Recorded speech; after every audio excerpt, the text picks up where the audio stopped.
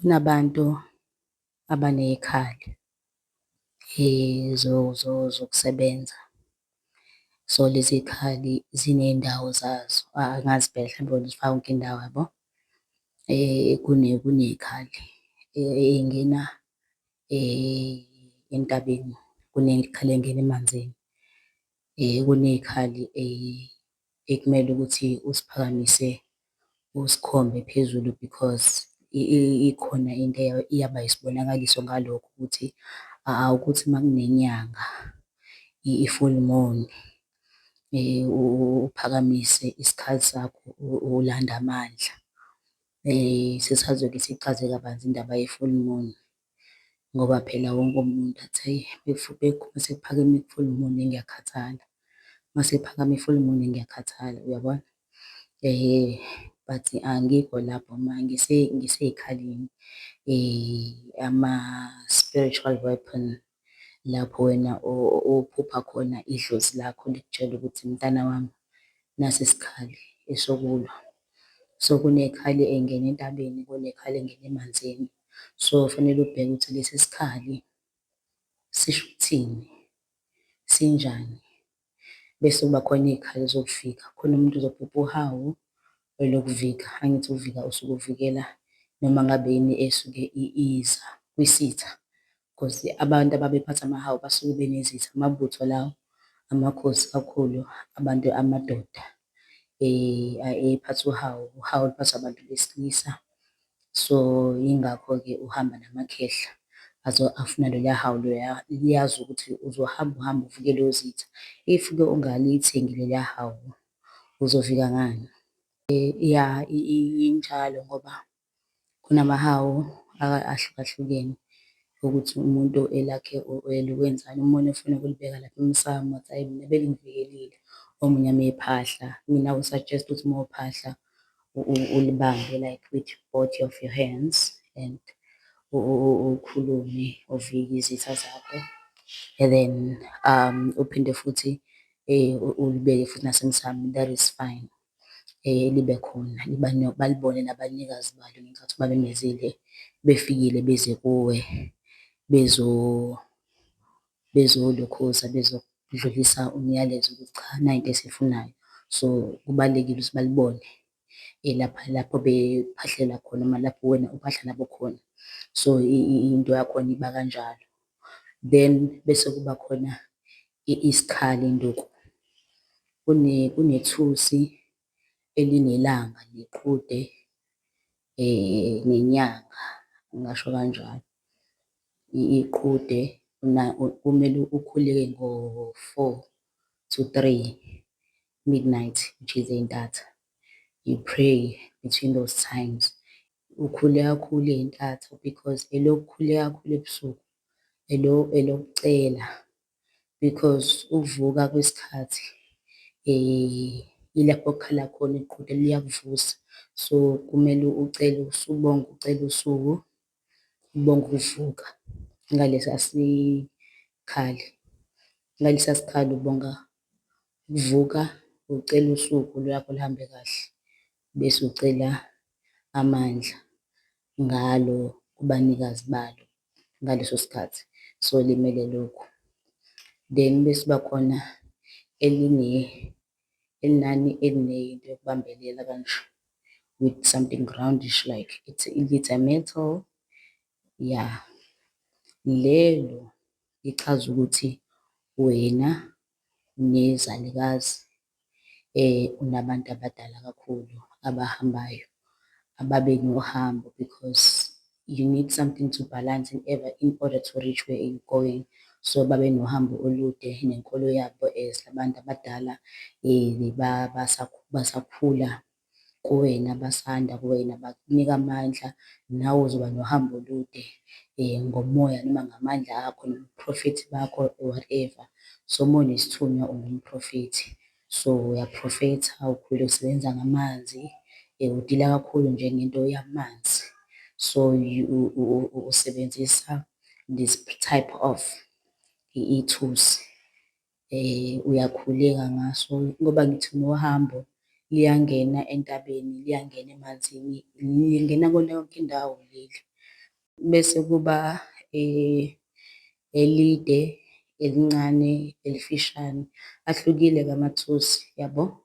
Kuya ngokuthi idlozi elikwembethe lingakanani. So namandla akho ejeni yakho, that's representing your journey and the power of your ancestor, the power of izinto, the task that you'll be given from them. So there's a journey, it represent into ekanjalo. So there will be a time la uzocacisela khona ukuthi kahle kahle impilo yakho ihambe yafikaphi. So umsebenzi wakho uzokutshela ukuthi this is it.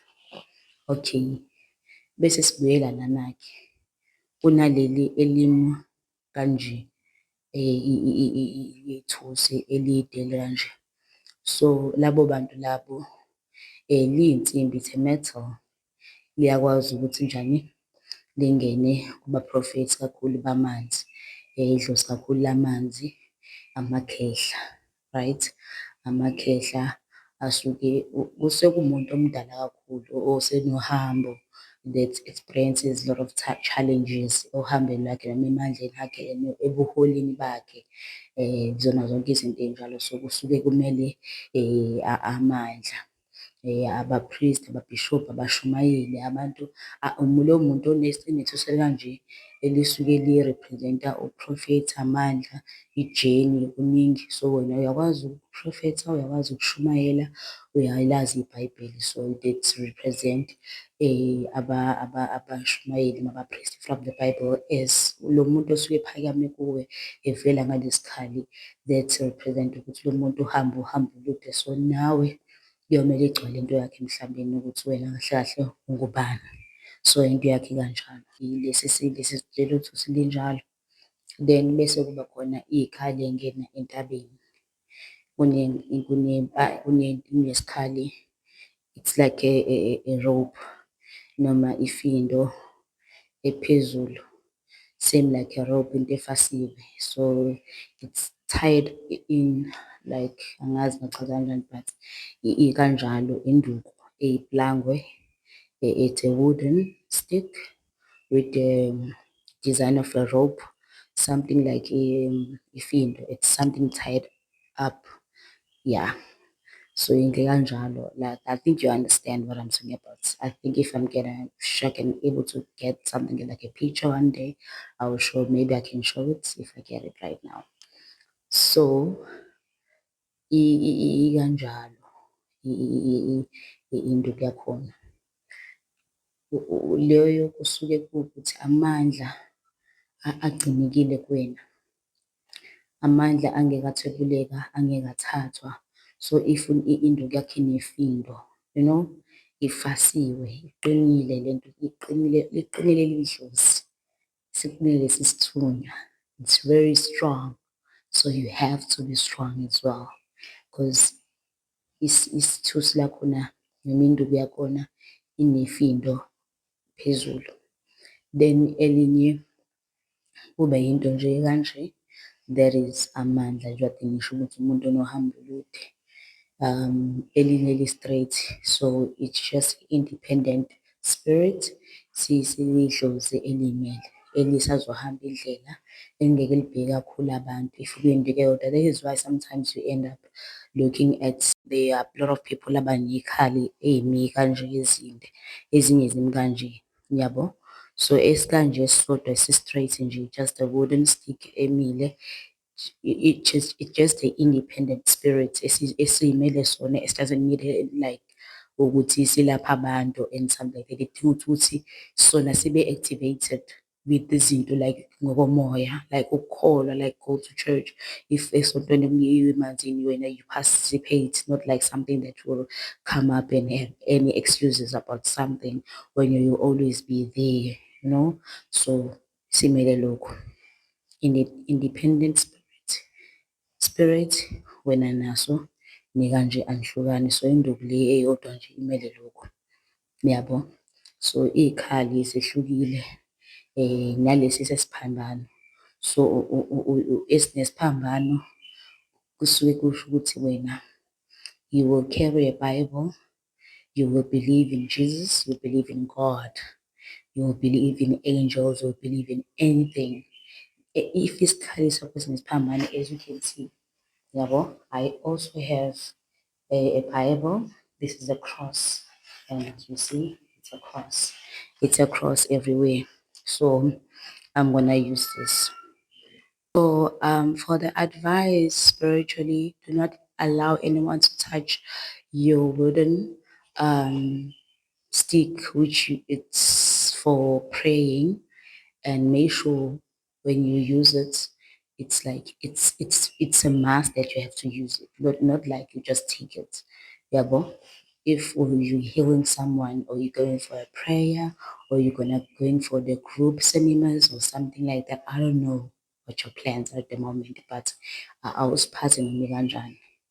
Mina, all I can say, ikhali zisebenziseni. Pay more attention to your dreams ukuthi khathi ngisinikeza lesi sikhali, ngangisemanzini, ngangisentabeni, ngangikuphi, like where I was. So when I look at lezo zinto lezo, uzohamba uzazi ukuthi ubani. Yabo? So nami i-microphone isikhali sami ngibambile ngobani, ngifuna ukuzwakala kahle ukuthi ngithini. So ngiyacela ukuthi njengamanje umuntu onesikhali asisebenzise. Uzosinqoba kanjani izitha? Yabona umuntu uma enikezwa isikhali usuke ezozithola nemoya emibi, athakathwe, azondwe. Yingakho ini isikhali nami siyaxebula induku. So ngiyacela, if unaso ekhaya, ngiyacela ukuthi usisebenzise ngoba kuyinto ebaluleke kakhulu. Kuyinto ebaluleke kakhulu. Yazi abanye uthi uzoba nendwangu nansuka kuyona, mhlawumbe it's a green, blue, yellow. This will represent izinto ey'ningi. So usuke u-invite noma usuke usuwamukele kakhulu ithunywa i-physical sakho kulesi sikhathi la wena usuney'ndwangu ey'kanjalo kwisikhathi sakho. Ngiyacela ubukele ekhaya, awuzame lapho ukuthi noma ngabe kuthi uziphopha izolo, hamba uyosithenga. Hamba uyosithenga. Yazi iy'khali ay'bizi, it's o-130, 140, 200, yonke leyo nto ayibizi, yabo. Ngeke ngikhulume kakhulu ngabantu abakanjalo, abantu abayongoma, iy'khali like amaqabanga, amathusi, ini. So into zabanye abantu lezo, uyabo. Kusuke kuliwa ngokujula-ke laphaya, yabo. Kuningi okuliwa khona laphayana, and that is why bey'faka ngemuva emhlane iy'khali zabo, uyabo. There's a reason for that. Yeah, ngiyonihlebela one day, but there's a reason for that. Ngizonitshela nje ukuthi why belala nazo, why behamba nazo, why kumele y'hlale lana and everything. So kuningi okwenziwayo emhlabeni kamoya. Okay, I think manje singabantu bamoya, kunezinto ekumele ukuthi siy'bheke ey'balulekile kakhulu njengabantu abaphiwe ubukhosi, abaphiwe nendlela. Let me just tell you ukuthi if unesithunywa, there will be a journey that you need to take, and whatever idlozi elikuvezelayo kona, take it serious and give you a self time, and give your time to collect and organize izinto zakho zikamoya and get into action. Ngoba phela indaba ino-action. If wena uyihlalele uzogcina usumthakathi ngoba phela uzovukelwa umona ukuthi iy'ngane zihamba kahle empilweni zazo, and wena izinto zakho azihambi kahle. So make sure ukuthi you fix your life, yabo. You give yourself some time. Kunezinto engamele ni-rush. Abanye bayatatazela umuntu egcina esenza into wrong, you know. Make sure ukuthi into oyiphuphayo uyayenza. Musa manje into oyiphuphile usuyenza ngenye indlela, manje usuwenza izinto ekade ngathi kungamele ukuthi uzenze, yabo. Kuyenzeka ukuthi usutshela umuntu ukuthi azi nginesimo esikanje, avele akwenze into oyiphuphile, you know, that will be good. So make sure ukuthi uma umuntu kamoya, there you have a journey omele ukuthi uyihambe. ukuphakamisa isithunywa that will take you like 3 months, ngoba we know ukuthi siphakame kanjani, we know ukuthi yini ebalulekile uma umuntu kasuke isithunywa ozohamba uboniswe yona, noma ozozazi kahle wena ukuthi ungubani, nezembatho ozoziphupha, nedlozi lakho elizofika kuqala likhulume nawe.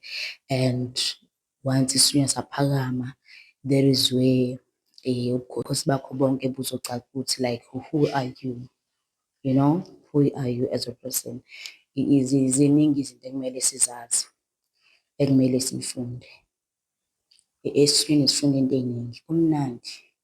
Siya emanzini like ngeshovu emanzini like a month, hlampe like weekly wenza ama-cleansing, spiritual cleansings. Uqoma ugeze uphalaze, and then you need to have herbs that you need to take spiritually, uzoba right.